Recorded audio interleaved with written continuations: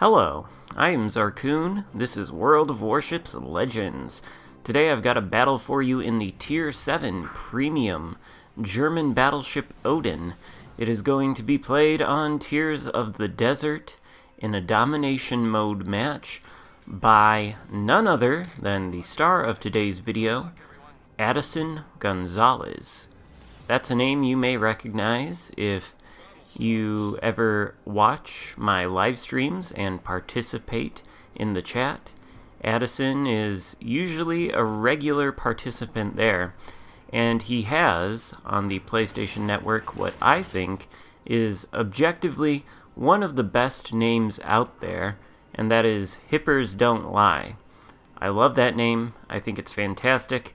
He sent in this game with the Odin quite a while ago, and I think this game was actually played before the update that changed the legendary commander skills. So you're not going to see any of those come into play during the course of this battle. But it is a very good one, and it does demonstrate something that is key to success in German battleships, particularly German battleships that come equipped with torpedoes, of which there are 4. Isn't that right? Yes, I think 4. The Odin, the Tirpitz, both at Tier 7, and the Scharnhorst and Gneisenau at Tier 6. A lot of players who choose to take out one of these brawling German torpedo-slugging behemoths, common pitfall is that they want to get out there immediately, and they want to launch those dangerous metal fishes into other enemy battleships. And it's true. When you get a torpedo run on an enemy battleship in the Odin or in any of the other German battleships that come equipped with torpedoes, the results can be immensely satisfying.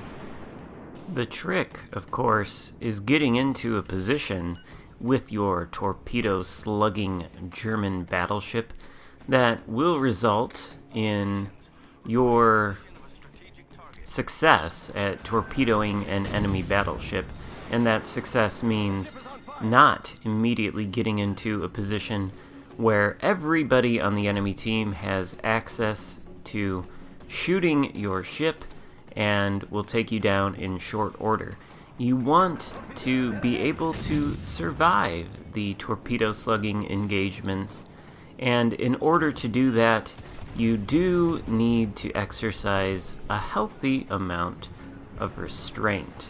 And so that is, right now, what Addison is doing. He was pushing toward this cap circle and toward the enemy Odin, and a lot of less experienced players, I think, would have been inclined to continue that push.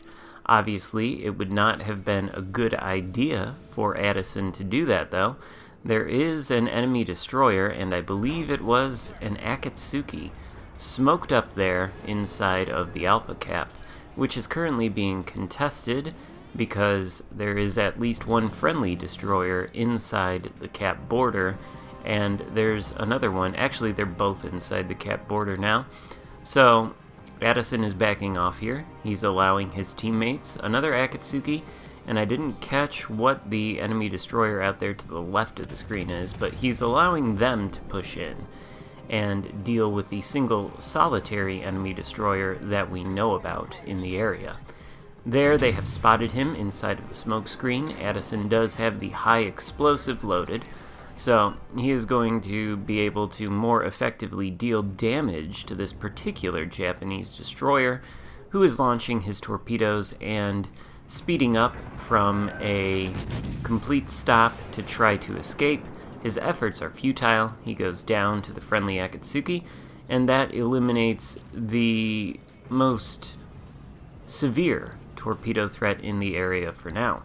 So, Addison is reasonably safe to move forward and try to find himself a position where he can make the most out of the Odin's guns and the Odin's torpedoes.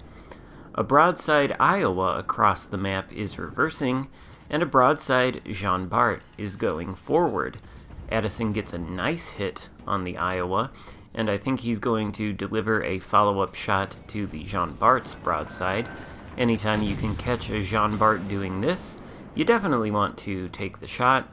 A lot of the times, though, the results are going to be immensely disappointing, like that one was, because the Jean Bart seems to have magic side-plating armor that eats armor-piercing damage for breakfast, and, allows the Jean Bart player to go on his merry way, presenting broadside to another battleship without having to worry about taking catastrophic damage.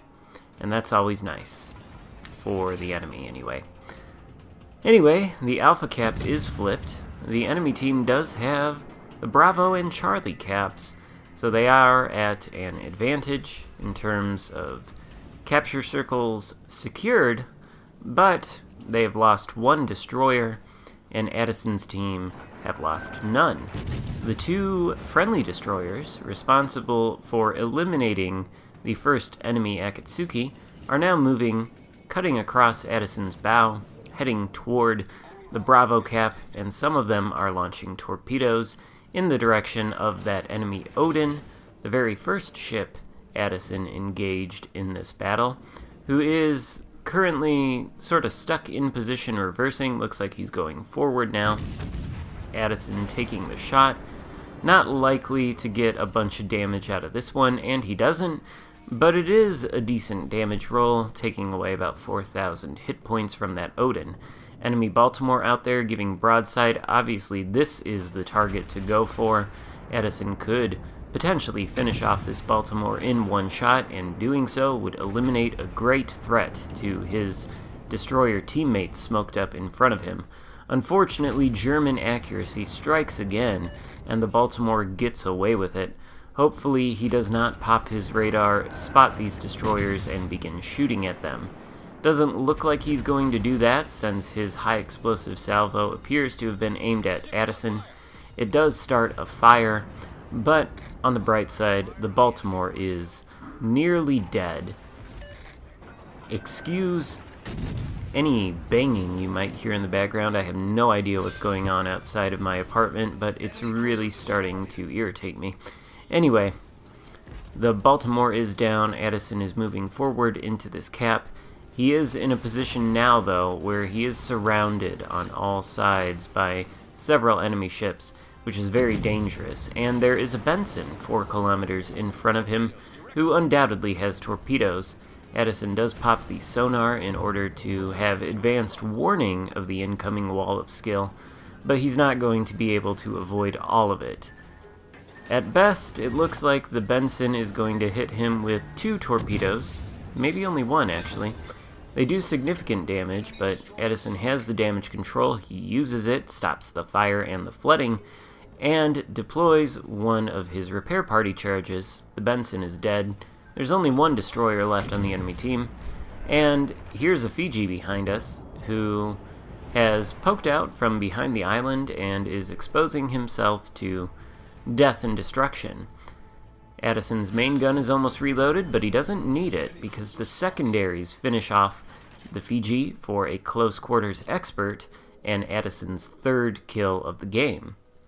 Now, unspotted, it appears that Addison is content to sit inside of this Bravo cap and secure it for his team, which is definitely what he wants to do. Obviously, the ship count favors the blue team by a lot. They have 8 ships left to the enemy's 4, but if you have ever seen a game of World of Warships Legends on YouTube, or if you've ever played one yourself, you know just how quickly ship counts can change, and therefore it is very important in domination modes to secure those caps to give your team an income of passive points that go toward winning the game. And so that's what Addison has done quite successfully. Now, since his team has secured the majority of cap points and have given themselves the ingredients for cooking up a victory here, he's going to be able to move out and start firing at these battleships. And what do you know? one of the friendly ships does go down to an enemy, which reduces their... Actually, no, it doesn't really reduce their lead in terms of ships, because an enemy has also gone down.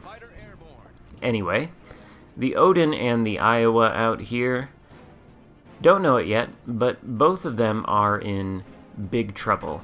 The Iowa is in the process of turning, and for the life of me, I don't really understand what he's doing. There are no friendly ships for him to angle against in the immediate area, apart from Addison's Odin. The rest of Addison's team is pretty far south of him, near the Charlie Cap, so he really doesn't have much support up here, and the only battleship for the Iowa to worry about is Addison's Odin. So his going broadside here is questionable at best. Torpedoes from the enemy Odin are coming in. Looks like one of them, unfortunately, is going to tag Addison there. It does cause flooding, which means Addison does have to use his damage control party consumable and stop it. That will be problematic if the Odin secondaries can start a fire on his ship, or if the Odin pops out and launches more torpedoes. Looks like that enemy Odin can't quite decide what he wants to do, but now his decision is clear. He's not going to come around that island. He's going to continue using it as cover, and in a happy turn of events, Addison has removed one of the enemy Odin's turrets from the game permanently and reduced his firepower by about a third. The Odin is going to come around the island here now, and Addison is going to launch torpedoes on the Odin's present course, but whether he's actually going to need those torpedoes to finish off this Odin is debatable. Since the Odin is giving him a flat broadside, that salvo takes off 12k from the enemy Odin and awards Addison the high caliber medal. Turns out he did need the torpedoes to finish off the enemy battleship. One tags the Odin right on the bow, and he sinks to the bottom.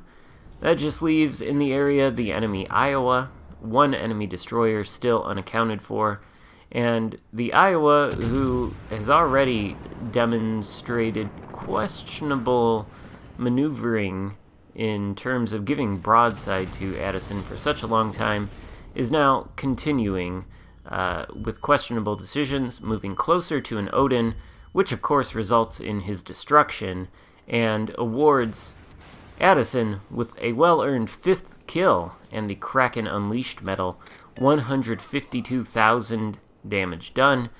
Excellent game in terms of showing some restraint and timing aggressive pushes very well for, high rewards.